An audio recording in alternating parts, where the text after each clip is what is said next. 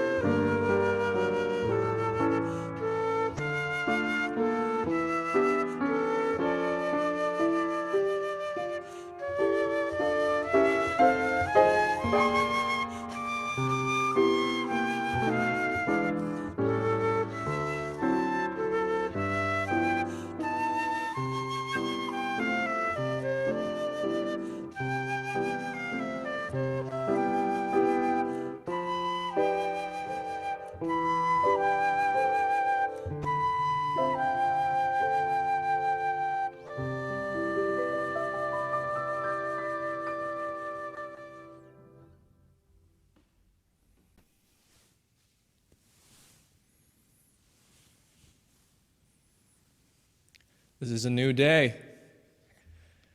This is a new day full of sound and light and expectation. This day has been waiting for you. This day has been waiting especially for you, to embrace you, to guide you. This day has been waiting with open arms just for you. This is the day we have been given. Let's not waste it. Come now and let us worship together. What a beautiful morning here in Youngstown, Ohio, one of the greatest cities in the world. It is my great pleasure to welcome you into this sacred space virtually, here directly at 1105 Elm Street on the north side. My name is Reverend Joseph Boyd, and I warmly welcome you across all the states of this country. All of you who are local and have tuned in and have supported us in so many ways here in Mahoning County and Trumbull County. All of you out in Columbiana County. We love the Amish, the produce. I enjoyed some of that with my wife recently. We went and got some wonderful produce out in Columbiana County. All of our friends out in Pennsylvania, in Meadville, Hermitage, Lancaster, PA. And I welcome all of you who are tuning in from the West Coast in Seattle, Washington, Portland, Oregon, Los Angeles, California. Our southern friends down in South Carolina and in Florida, and those on the East Coast, the Northeast, Mid-Atlantic states, New York, also New England, Maine, Boston. And our international friends, I welcome all of you, all our friends from Egypt, our friends from the Dominican Republic, our friends from all over the world who are finding us via Zoom, via Facebook Live, where you can see that we're streaming, and via our YouTube page. Welcome, welcome, welcome. Welcome across time zones, welcome across geography. This is a very special community, a transformative community. For over 125 years, we have been a community that has supported an authentic life dedicated to love, justice, and mercy. We have been engaged in the community for over 125 years, seeing what we can do to welcome in all people. We have affirmed Black Lives Matter. We have affirmed welcoming with open arms into this sanctuary all people who identify as LGBTQ+, anyone and everyone, refugees, immigrants, they are all welcome into this loving community, and they actually are our authentic life. Beautiful, beautiful to be with you all this morning. We have wonderful events happening all the time outside of Sunday morning worship. It's in our weekly update is what we call it. If you want to be part of our update and you're not already, put your email down in the chat box, Or if you're watching this later on YouTube or Facebook, you can email our office at office@uuyo.org and say, weekly update, please add me. And you can get all our events. I'm just going to read you a few of the events we have going on. 3 p.m. today on the Zoom channel, Bob Siebold, one of our members, is holding a meeting on foreign relations.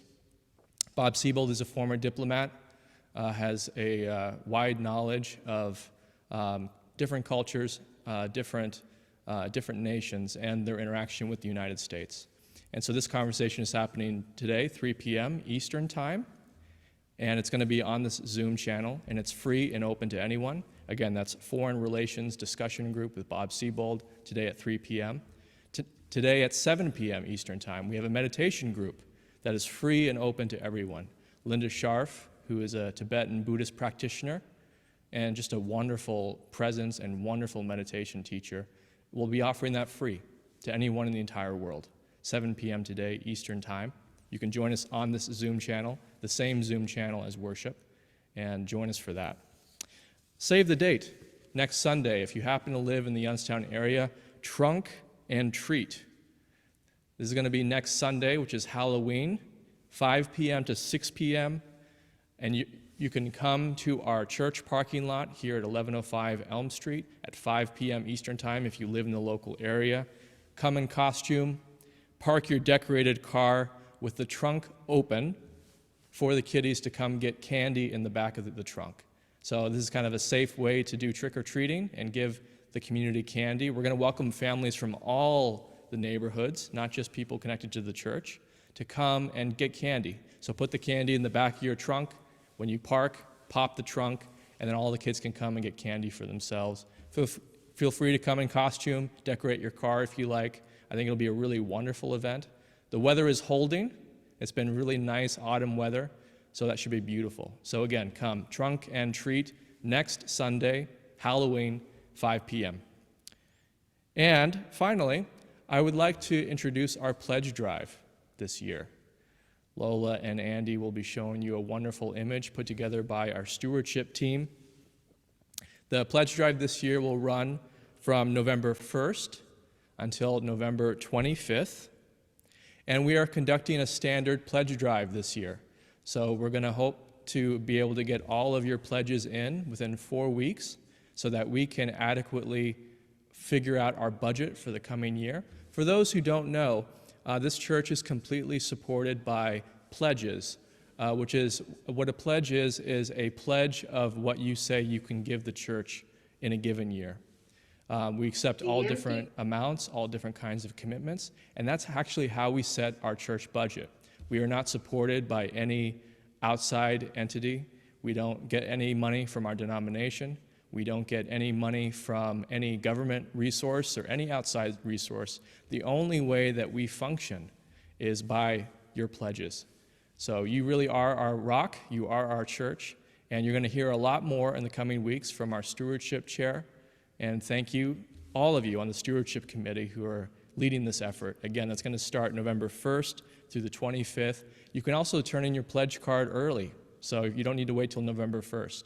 If you want to turn it in now so that we can record your pledge, please do. We would really appreciate it. And now I'd like to go to Jim Ray for our chalice lighting.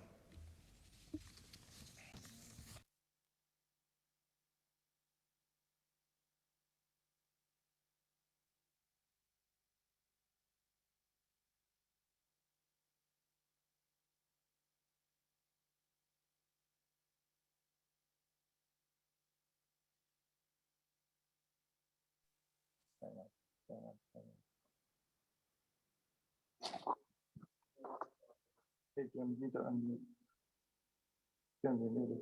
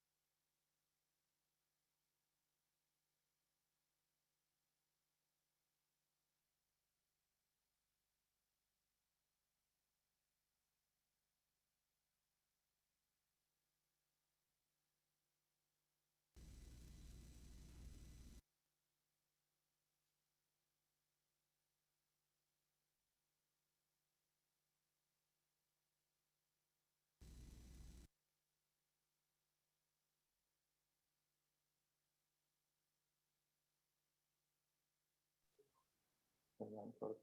We'll get into start over.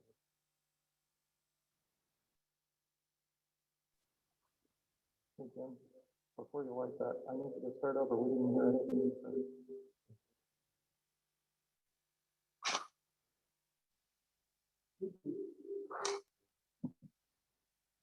Can you hear me, Jim?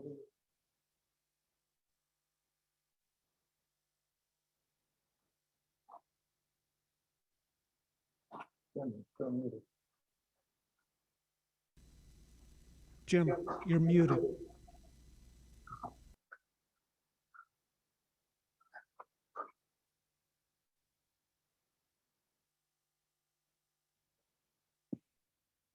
Okay. Each month, we donate all loose cash and unmarked checks put in the offering plate to a nonprofit organization whose mission and actions are consistent with the UU principles and the mission of UUYO. October is National Substance Abuse Prevention Month. So UUYO is dedicating this month's Giveaway the Plate to an organization led by one of our UUYO members. Ohio Can Mahoning County. That is Ohio Change Addiction Now, CAN, which is Mahoning County's vision to bring your voice to addiction and recovery. And its mission is to embrace and educate and empower those whose lives have been impacted by substance abuse. Though the pandemic slowed things down recently, Ohio Can Mahoning County has been able to hold educational community events, including an event at UUYO in recognition of International Overdose Awareness Day on August 31st. The event remembers all those who have lost loved ones to overdose and gives the community an opportunity to commemorate those loved ones lost and have them in a safe, judgment and stigma-free environment. Some of Ohio Can Mahoning County's ongoing activities, including You Can Two Blessing Bag Project, which provides bags of all necessary personal hygiene products, hats, gloves, socks, and a new throw blanket to individuals in recovery housing. Ohio Can Mahoning County also provides individuals in recovery who are moving out of recovery housing and into their own homes with gently used and new household items, including small kitchen appliances, sweepers, dishes, linens, etc., all free of charge. Most recently, in a partnership with Project MKC, Ohio Can Mahoning County is now providing diapers and wipes, among other things, on a monthly basis to moms and dads in recovery to provide for their children. We will now receive the offering that supports the life of Youngstown, the Mahoning Valley, and our wider world.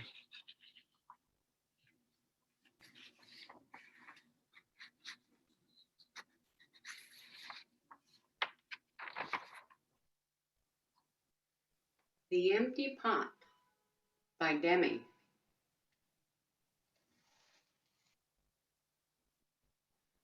A long time ago in China, there was a boy named Ping who loved flowers. Anything he planted burst into bloom. Up came flowers, bushes, and even big fruit trees, as if by magic.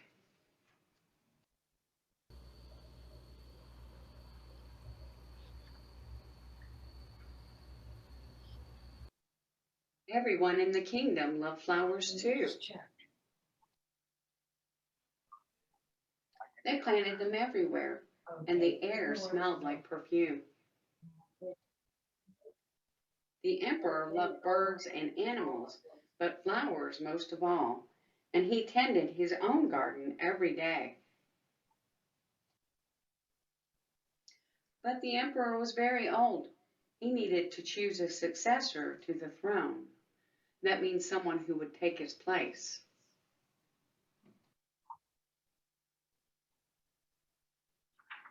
Who would his successor be? And how would the emperor choose? Because the emperor loved flowers so much, he decided to let the flowers choose. I went up The and next day, a did it. proclamation was issued. All the children in the land were to come to the palace. There they would be given special flower seeds by the emperor. Whoever can show me their best in a year's time, he said, will succeed me to the throne. This news created great excitement throughout the land. Children from all over the country swarmed to the palace to get their flower seeds.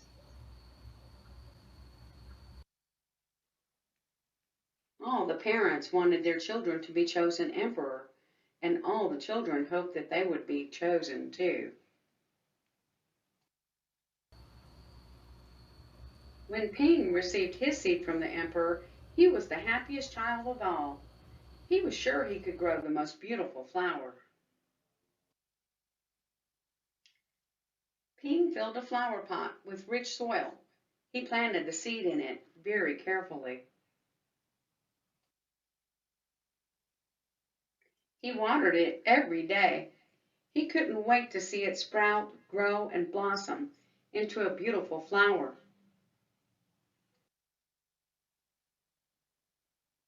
Day after day passed, but nothing grew in his pot. Ping was very worried. He put new soil into a bigger pot. Then he transferred the seed into the rich black soil.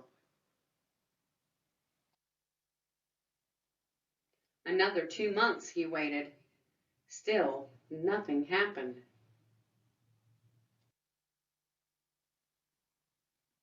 By and by, the whole year passed.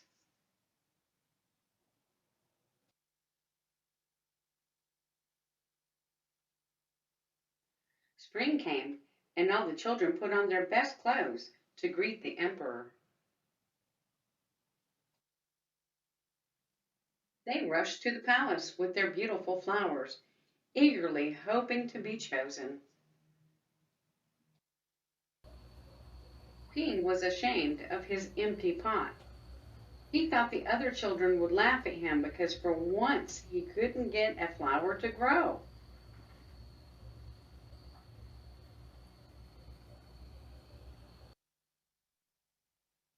His clever friend ran by, holding a great big plant. Ping, he said, you're not really going to the emperor with an empty pot, are you? Couldn't you grow a great big flower like mine? I've grown lots of flowers better than yours, Ping said. It's just the seed that won't grow. Ping's father overheard this and said, you did your best, and your best is good enough to present to the emperor. Holding the empty pot in his hands, Ping went straight away to the palace. The emperor was looking at the flowers slowly, one by one.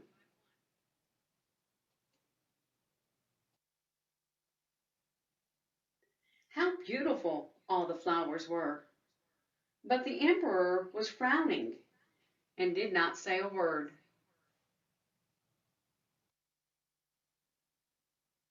Finally, he came to Ping. Ping hung his head in shame, expecting to be punished.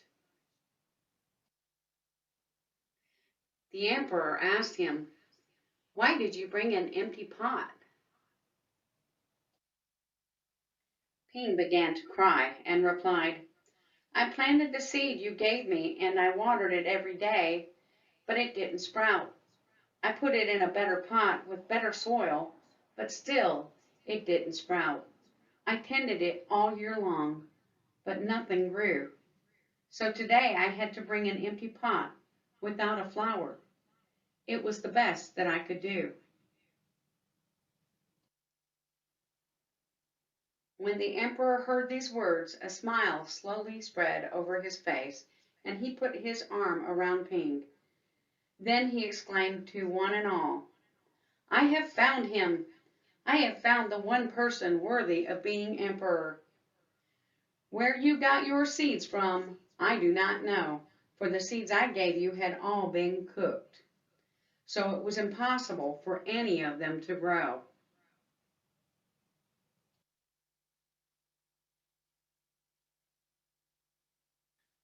I admire Ping's great courage to appear before me with the empty truth. And now I reward him with my entire kingdom and make him emperor of all the land.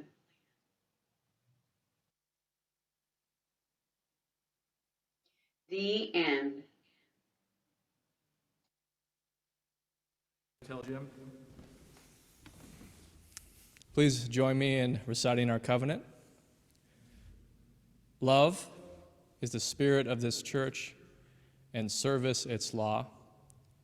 This is our great covenant, to dwell together in peace, to seek the truth in love, and to help one another.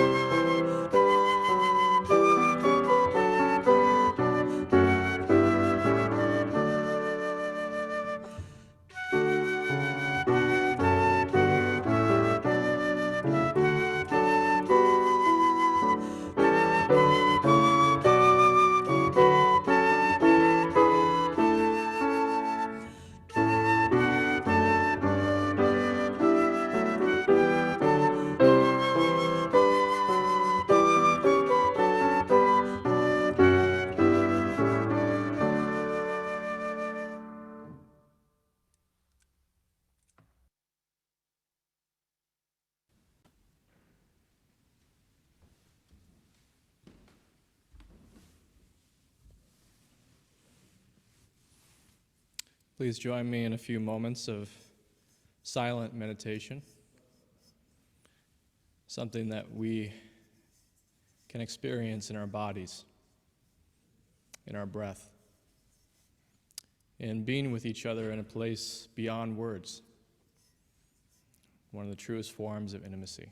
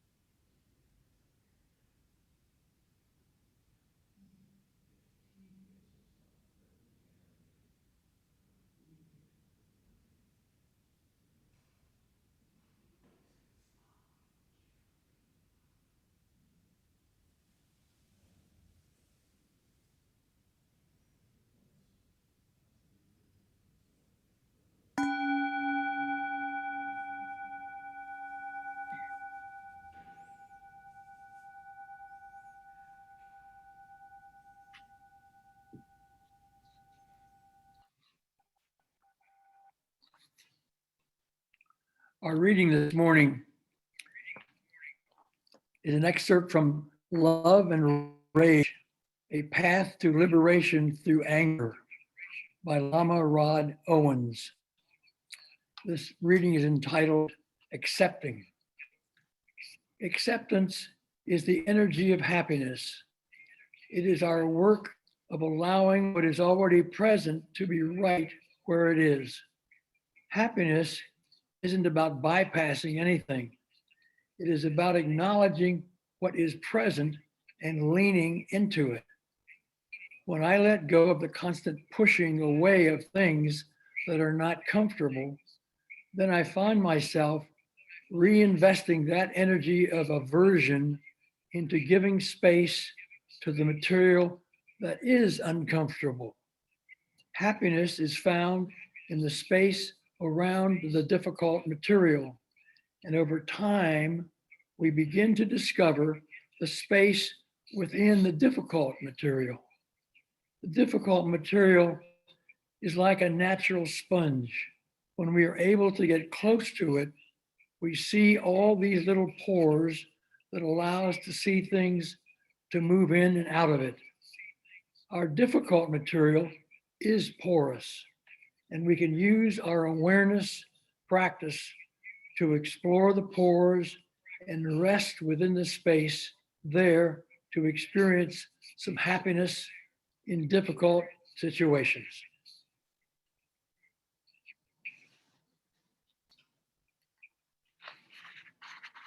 Recording in progress.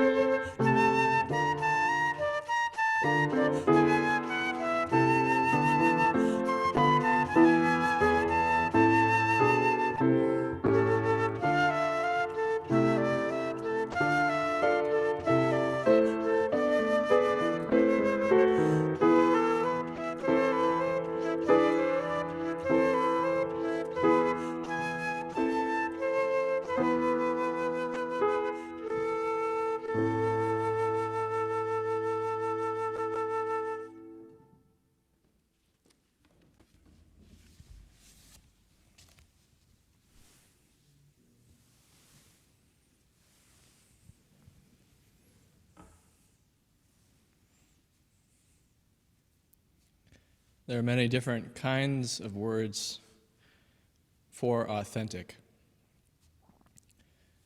Genuine, honest, original, true, the real thing. It's an important characteristic, authenticity, and one that has become more valued, especially in the last decade. We want leaders who are authentic. And I think many of us, on some level, want to live an authentic life, even if we're not quite sure what that even means. My definition of an authentic life is more feeling-oriented, it feels as if things are lined up. We're expressing our life in a way that feels genuine, fulfilling, true. The problem is that often something can feel off, out of alignment, a detour from what feels genuine and true and fulfilling. Buddhists have a good word for this reality: dukkha. Dukkha. It's a Sanskrit word, often translated into English as suffering or unsatisfactoriness. But I think it really expresses this sense that things are off or not in alignment. A sense that something in our circumstances is getting in the way of us living a true and fulfilling life. Something in our circumstances we don't like, something that we try mightily to change, perhaps, but seems to endure and still be there. We have seen this sense now, this sense of something feeling off, now projected onto a global scale during this pandemic. People of different perspectives saying that those other people who act a certain way, those people are getting in the way of me living my true, rightful, and fulfilling life. If only they would act differently, my life and our life would be much better. As a people, I think we can truly start to believe that, without question, that our circumstances have the power to completely dictate whether we're living a true and fulfilling life. We can forever think, without question, that the reason we are so unhappy, so unfulfilled, stuck, angry, is completely due to our circumstances. And most of us will get that perspective validated by other people, by our friends, our family members. It makes sense, we might hear, that you can't live a full expression of your life because of this or that in your circumstances. Yeah, that makes sense. I think there is truth in this perspective. Otherwise, I don't think it would be so popular.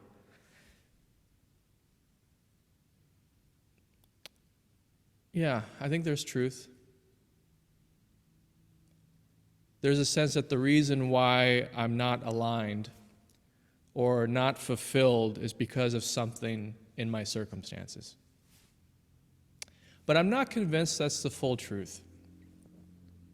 And I'm not convinced that our ability to live an authentic, true, and meaningful life depends on this magic formula of circumstances lining up at all times.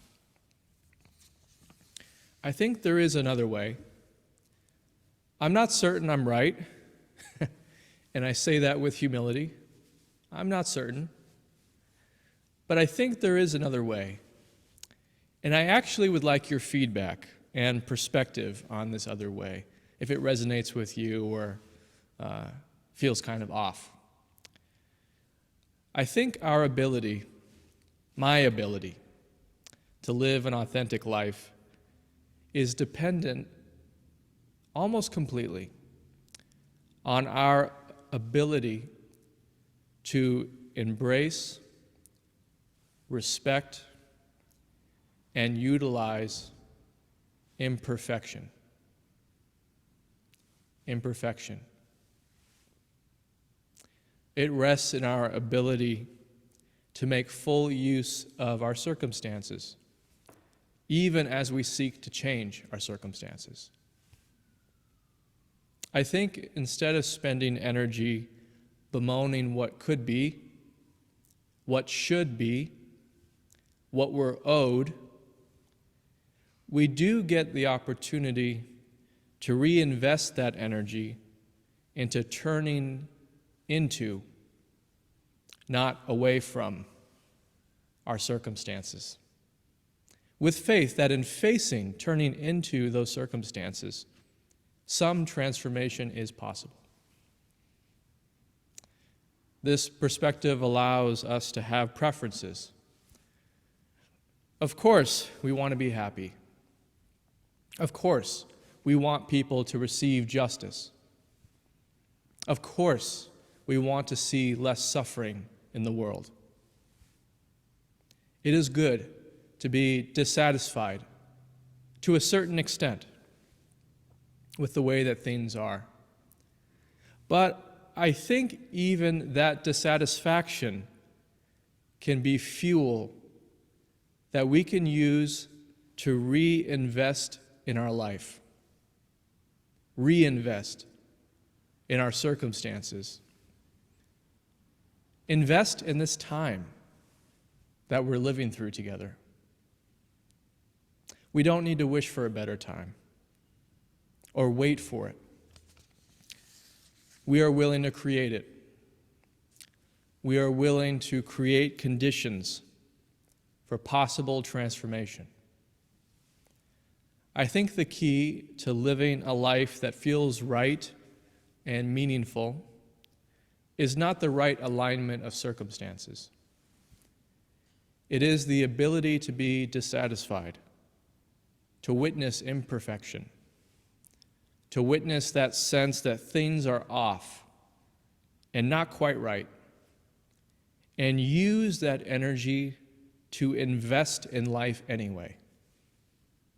Invest in ourselves and invest in relationships. Another word for investment is presence. We offer presence, attention to imperfection, being present to ourselves, being present to relationships. I've learned from personal experience that the only way I can be more present is if I'm willing to embrace, respect, and in a sense, trust that which is imperfect. I'm willing, for a moment, to let go of my expectation of the way I think things should be, and just for a moment, I'm willing to trust what is, knowing that what is will be crucial for any kind of real and lasting transformation. I remember once with a group of worship associates, we were talking about what worship is. And the answer I gave actually surprised me and has been working on me ever since. I said without thinking that worship is where we hand someone's life back to them. Worship is where we hand someone's life back to them. We don't necessarily make it better. We show them the beauty and preciousness of their life and life itself. And we hope to inspire some kind of sense that their life is worth living fully. It's worth investing in. It's worth being present to. Deep down, I think this is true. It's nothing special, really, what happens on a Sunday morning. I know some of you already know that. I'm not a magician or an alchemist. We rely on humans to do this. Tech people, people at home, myself.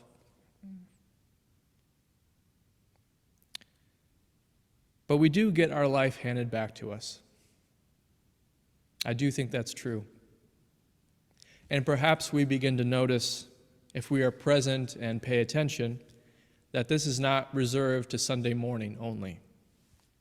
Life is always trying to hand our life back to us, to show us beauty and possibility in the imperfection, to show us where we can plug in and where we can find meaning.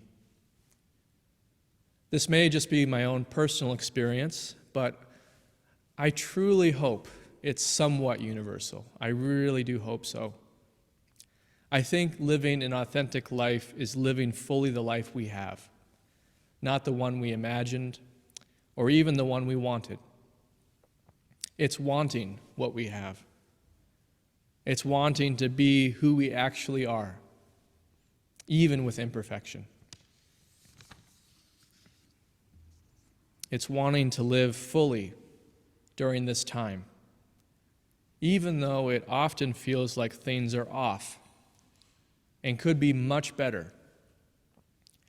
It's being willing to invest the same level of presence in circumstances we don't like as in circumstances that we do. As Lama Rod Owens, a Tibetan teacher, said in the reading this morning, if we do this, we will discover a space that opens, a space for possibility, a space for creativity, a space for transformation. But it's kind of a paradox that we only discover this great sense of spaciousness by investing fully in things and circumstances as they seem right now. You don't manufacture a space. You don't even create a space. It shows you there's a space. There's a great quote from Anne Lamott I saw driving in on Market Street, right out in front of First Presbyterian Church. It's a great quote. Forgiveness is giving up all hope for a better past. Forgiveness is giving up all hope for a better past. There is a certain surrender in the process of living an authentic life. We give up hope that things could have been different. We give up blaming or saying, if only. We give up our conviction that in order to live a full and meaningful life, life must be what we personally want at all times. We learn to slowly surrender that assumption, if we want to. You don't have to. Most people maybe don't. But based on my personal experience, I don't think we can completely surrender that assumption. I know I haven't. But I've learned I can loosen my grip a little bit. I still want things to be the way I want, just like you.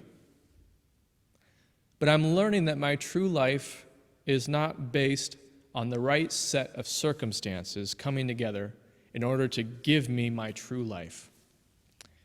It's based completely, almost 100%, on my willingness to invest, to lean into who I am, not who I wished I could be, not who I could have been under different circumstances, who I am. It rests completely in my ability to invest in life as it is, knowing that this is the way to meaning, joy, lasting and powerful transformation. What I also learned from the reading is that there aren't any real blocks or distractions. It's all part of our life. what we often name as imperfection, are really just aspects of ourselves and aspects of life that don't fit our idea of who we are or what we think life should be. And the paradox is that if we don't face those parts with affection, they will feel like they are blocking us from living a deep and fulfilling life. They'll feel like they're getting in our way somehow. We can say forever, if only. If only I was younger. If only I was healthier. If only I was more talented. If only I lived in a different place. If only that thing didn't happen. If only that thing would have worked out. If only I had more time. If only I had more energy. If only I had more hair. I don't know, that just occurred to me. I still have hair for now. I think it's very easy to spend a good chunk of our life dedicated to some version of if only. It's based on an idea of perfection and the repeated awareness that something is falling short of that. Something is not quite right. I don't think the logical response to this is to be a Pollyanna and pretend that everything is all right and we are perfectly satisfied at all times.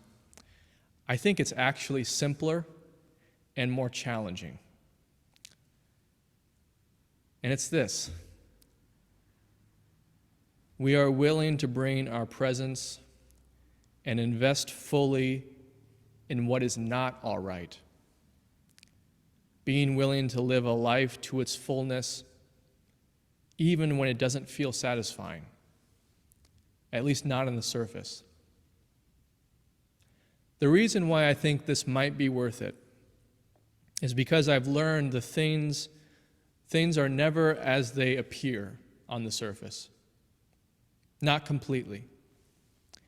There's always more going on. Once I'm able to lean into, fully investigate what is not satisfying, something I really don't like, what is troubling, what is annoying, what is frustrating, I think there is a space where possibility becomes clearer. We get to see we do in fact have choices. We have options. We do get a choice about how we wish to live under these circumstances, whatever those circumstances are. That, I think, is the most prized gift we could ever receive. The realization we always have a choice. We always have a choice. Our circumstances don't dictate our life. We do. Our choice to invest, to lean in, or not, is what makes our life authentic, deep, and real, or kind of neither here nor there. Our choice to make use of what we have and who we are, rather than spending time bemoaning who we could be or what could have happened. That, I think, is the most healing part of grief when it's done in the context of a community like this. In accepting what we've experienced, including the feelings that we all have, that we wish certain things could be different, we learn how to reinvest in our life. Our experiences, even hard ones, can, I think, have the potential to make us more authentic, more deep, more human. Our experiences, I think, and I've experienced, can deepen us, not diminish us. But that is the journey we take together, here as a community. We learn how to allow experiences to deepen us and not diminish us. We learn how to make use of imperfection, vulnerability, things feeling off. We learn how to live the life we are actually given, not the one we created in our heads. We learn how to trust that we can love, and that this is almost always possible under all circumstances. When we look at our circumstances, when we look at the world, when we look at ourselves, we can learn to see a presence, not an absence. Over time, we learn not just to see what is not there, but we learn to clarify what's there. The power and life at the heart of any circumstances. We learn we don't need to wait for certain circumstances in order to cultivate deep and lasting relationships. We can do it now. We don't need to wait. I thought I would close with a poem. One of you probably heard before. I think I've even read it before, maybe in the service a while ago. It's Love After Love by Derek Walcott, the Nobel Prize-winning poet from St. Lucia in the West Indies. The time will come when with elation you will greet yourself arriving at your own door, in your own mirror, and each will smile at the other's welcome and say, "Sit here, eat." You will love again the stranger who was yourself. Give wine, give bread, give back your heart to itself, to the stranger who has loved you for all your life, whom you ignored for another, who knows you by heart. Take down the love letters from the bookshelf, the photographs, the desperate notes. Peel your own image from the mirror. Sit, feast on your life. Please pray with me. Spirit of love, please give us the trust that we can feast on our life, that we can enjoy being present to our life, that we have the capacity to cultivate deep and lasting relationships, not at some future time, but here, right now, in this moment, with this community, with a worldwide global community. Please help us to be kind to ourselves and kind to our neighbors. Please help us to see where we can help, and help us to be aware of what we do so that we don't cause harm unnecessarily to others or ourselves. Please, wherever we are, may we enjoy the day that we are given, the day that is a gift, and the day that is meant for living. All this we pray. Amen. Recording in progress.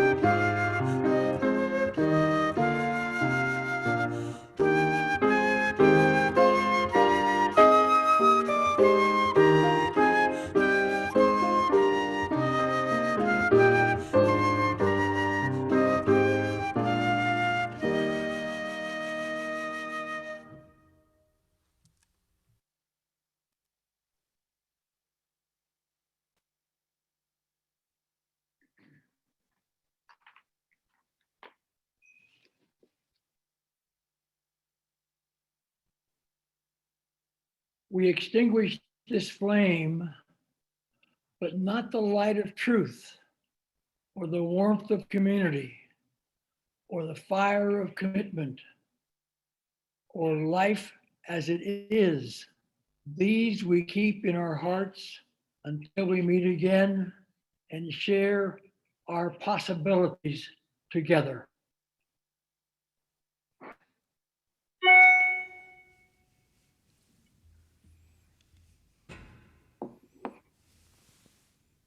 As you depart, please remember the one great fact: you are loved and never truly alone. Recording in progress.